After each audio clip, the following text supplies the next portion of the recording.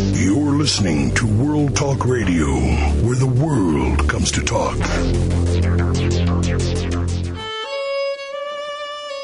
This is Jerry Prokopowicz with Civil War Talk Radio.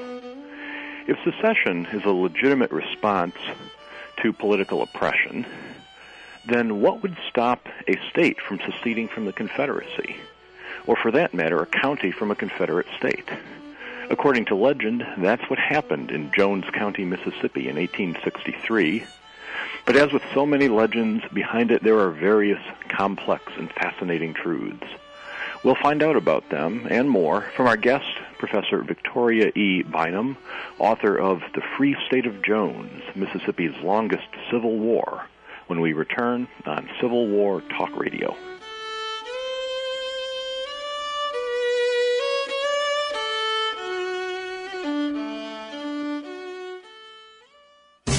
Everyone faces conflict. At home, at work, in the community, in the world. Fix Your Conflicts is a show about how to fix those conflicts with practical tips and techniques. Doug Knoll brings to the internet airwaves the first of its kind, a show that teaches peaceful resolution to life's daily battles. That's Fix Your Conflicts with Doug Knoll, broadcasting live every Monday at 11 a.m. Pacific on World Talk Radio, Studio A. Marissa, are you ready yet? I know you can hear me. You are not missing school again. Marissa! You trying to be a nobody or something? Let's go! All right then. Hit it. I know you can hear this. Hey guys, move closer. That's it. Girl, I am not leaving. Hey, whatever it takes, don't let your friends drop out. A real friend can make all the difference. Cut that noise, yo! I'm coming!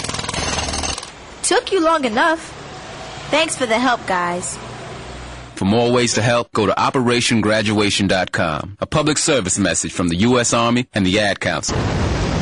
World Talk Radio, bringing the world to you.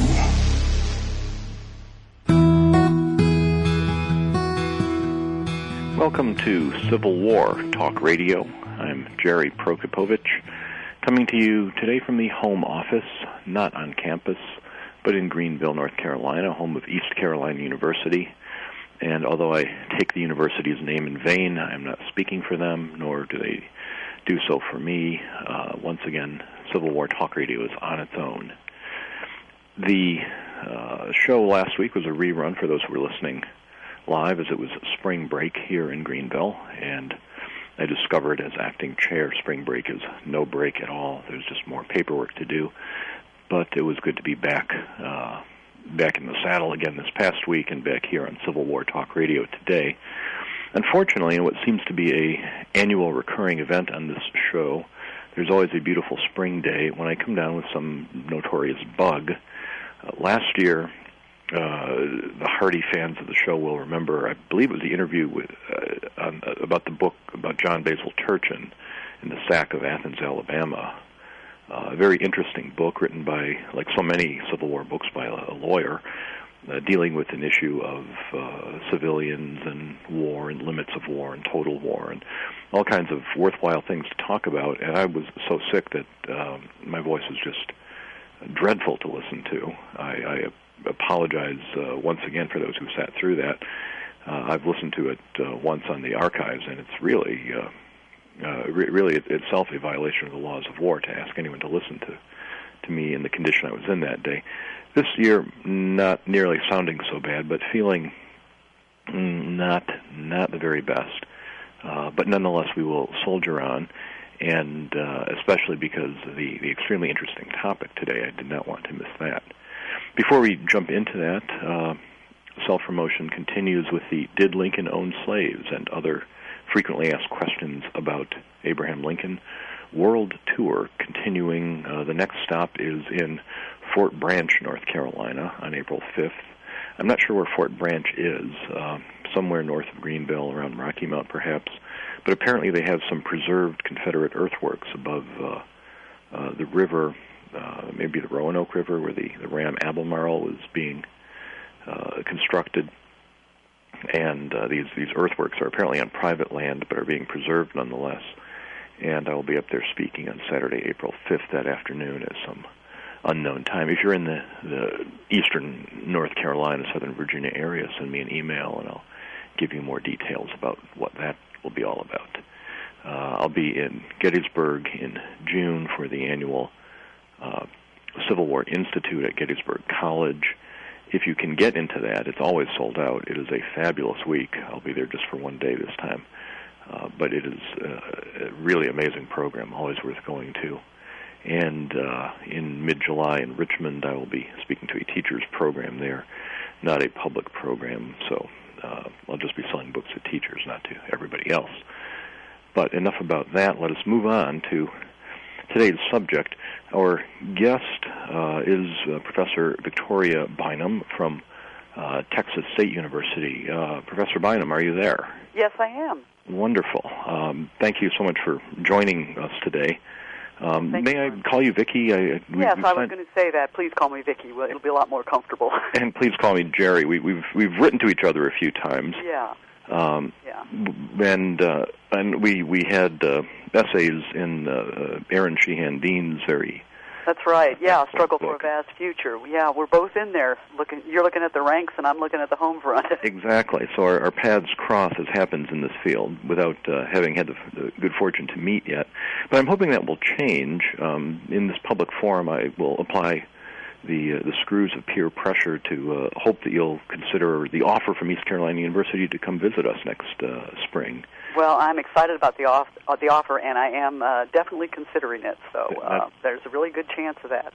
Now, that would be wonderful. Yeah. For East Carolina University has various visiting chairs, and one of them is the Witcher Chair, and the Women's Studies Department next year has offered to you, Vicki, has offered this chair, and with the very enthusiastic assent of the History Department, we're delighted that you were named, and we hope that will work out.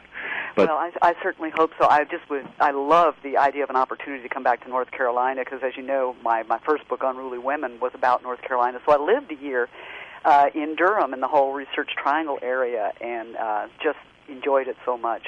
So it would be a wonderful opportunity for me if this all works out. Well, that would be great. How did you get from North Carolina to Texas? Well, I was actually going to college at the University of California. So first I went to North Carolina to do my research, went back to the University of California, and then just in looking for positions like everyone does when they get out there. I wasn't finished with my dissertation yet, but I wanted to start teaching and getting work and getting university affiliations, and I ended up at what was then Southwest Texas State University. And I actually started out in a 3-year position, and I'm another historian who I'd known from an earlier period of time in graduate school also got a position there, and we ended up marrying each other, Dr. Greg Andrews and I. And so here we are at Texas State University, both of us employed in the same department, which is one of those happy results that doesn't always come about for historians. It really doesn't. I had Jonathan Saris on the program last year. He's written a fine book on the war in North Georgia, among looking at 2 Confederate counties there. And I think you may know Jonathan. I do. I know both Jonathan and his wife Karen Zips, and I know, they are a good example of the problems of trying to pull together 2 careers and still have a life together in the same space. It's a challenge. Karen is, of course, in our department here at East Carolina, and they live here in Greenville, but Jonathan has quite a long commute up to, I think it's North Carolina Wesleyan, where he's teaching. Yeah, that's right. I think that's what I heard. I haven't seen him in a few years, but I used to see them regularly at the Southern Historical Association, and always talking about, are you 2 living any closer together yet? Well, I was smart enough or fortunate enough to fall in with a non-academic woman, and we've been able to stay together as a result of that. Yeah. Although the drawback is she does not believe my stories sometimes. Yeah, that is one thing there. Sometimes you feel like you have that's kind of a compartmentalized part of your life when you're with a non-academic. That's right. It's so different. Well, you mentioned you wrote about women in the Old South, and time permitting, I'd like to ask you about that. But I want to jump in with your more recent book, Sure. Which I mentioned in the introduction, called The Free State of Jones. This is one of those stories that you find in books, sort of quick knockoff books about weird and wonderful Civil War facts. That's the Confederacy right. secedes, but a county secedes from Mississippi. Did they really do that? I have never found any hard evidence that they did do it, and several of the members of the band that comprised the so-called Free State of Jones, it was actually the Knight Company, they called themselves after their captain, Newton Knight. As far as drawing up some formal document or constitution that said we are seceding from the state of Mississippi because we're seceding from the Confederacy, I don't think anyone's ever going to find that. But in essence, they did refuse to be a part of the Confederacy, and they did it on the grounds that they had sent a delegate up to the state convention who had been elected on the basis that he would vote against secession. And so their position more was, and Newton Knight actually said this in the early 1920s when he was interviewed as a very old man, that the way we saw it was that we had never seceded from the Union, period. So, they were doing what they did, but we were still in the Union because we had never left it. He really took the position that a county itself could stay within the Union regardless of what the state decided to do. If that county's delegate, and unfortunately the delegate caved in and voted for secession on, I think it was the third vote. So, they basically did a lot of protesting of him when he came back because to their minds he had turned against the voters and he had basically double-crossed the voters, and so they didn't take his vote seriously. The secession vote. So it's a little bit more complicated than the more dramatic idea that they actually did draw up some sort of constitution for themselves and acts of secession from the Confederacy. I don't think that ever actually happened, and none of the surviving members who were asked about it into the 20th century seem willing to say that had ever happened. Well, but if they decided that they were non-secessionists, that they were still loyal to the Union because their delegate didn't vote the right way, there were close votes in other states, in Tennessee certainly, as well as Mississippi, where delegates voted against secession. But we don't have stories like this from other states. Was there anything particular about Jones County that you found that would make them more liable to act as they did? I think there are a combination of factors. I mean, there are other free states, like the Free State of Winston and Alabama, and there are, other areas where you just find incredible resistance to the Confederacy right there in the North Carolina Piedmont. I certainly found that to be the case. But having said that, I think you are right that there is still something unique about this Free State of Jones. They did basically, this group of men and their families, they did really manage to take over the county, and I think that's where the image of them being an independent free state, and free state is actually a phrase that came about before the Civil War, at least that's my understanding. But they used that phrase because it did seem to fit the fact that they did take over the county. And so I think there are several things going on there that while they might not be unique to Jones County, it's the combination of factors. They're isolated from the planter-dominated areas of the state. This is the piney woods. There are incredibly strong family networks that cross over slaveholding, non-slaveholding lines. One of the most important members of the Knight Band was actually the son-in-law of the very delegate who caved in and voted for secession. And this son-in-law, he was married to the daughter of that delegate, he just remained one of the firmest supporters of the Free State, of the Knight Band, right to the end, even though he remained married to the daughter. So you've got some really interesting family connections that cross over union and anti-union, and this is where I think something that I would call just the strength of certain personalities also becomes really important. Newton Knight had a very strong personality. Jasper Collins, who was the son-in-law of the delegate, had an equally strong personality, and I think could have just as equally been the leader of the band. And the Collins family, that Jasper Collins represented, is just, I mean, they are related to virtually, at least half of the members of the band are somehow related to this Collins family, more than are related to Newt Knight. And then you take that into the community. You've got a community where, with these strong kinship networks, these strong personalities taking these very forceful stands. The Collins family, by the way, were probably the strongest unionists in the county as well. I mean, they had they had probably the most easily definable ideological position against secession that you'll ever find in the county. And I think Newt Knight actually came to his unionism more gradually and was influenced very much by unionists such as Jasper Collins. So I'm trying to think what other factors I would say. Of course, slaveholding was very low in the county, and that's part of their isolation from the planter area. And even when you did have the few large planters that you did have in Jones County, tended to be against secession. It was a strongly anti-secession region to begin with, and so even those who do support the Confederacy once secession is achieved, that support is never really deep, and I think that really allows the ardent unionists to be really stronger than ever. Now, this region you mentioned, they're in the southeastern part of Mississippi. That's right. Yes. So they're close to the Alabama line. Well, yeah, they're yes, yeah. Mobile is one of their main areas of trade. You know, when they take their products, and they're down there in that southeastern portion. Yeah, the Leaf River sort of bounds them. I see. If we could draw out a sort of narrative here, the secession in quotation marks of the county doesn't take place immediately in 1861, does it? No, it does not. No. How does that play out?